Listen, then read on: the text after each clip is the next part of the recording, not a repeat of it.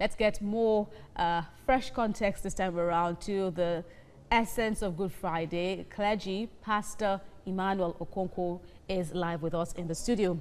Many thanks, Pastor Emmanuel OKONKWO. Thank you for having me. Good Friday, good for Christians, Yes. bad for Jesus Christ, from what we know. Yes, yes. Perhaps the most important day on the Christian calendar. And you know, we're happy for what Jesus did on this day, and so we can't describe it enough. And then the question has been asked, how much of the qualities of the sacrifice that Jesus Christ did is being emulated in modern day Christians in Nigeria? How would you react? Well, you've got a point there.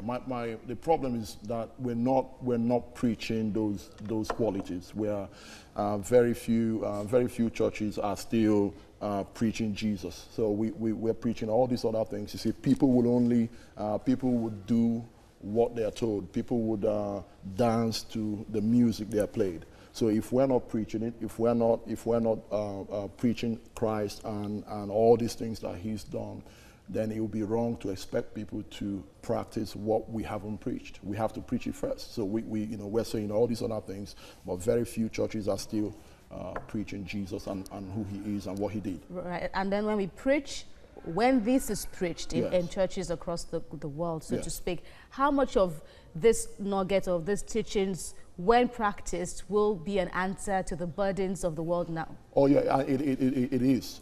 If we practice what Jesus done, for instance, just a sacrifice, the vicarious sacrifice, being able to take pain for somebody else. Imagine if we did it in our country. Imagine if people would sacrifice for others. Imagine if our politicians would sacrifice for the masses. Imagine if our president would sacrifice for the populace.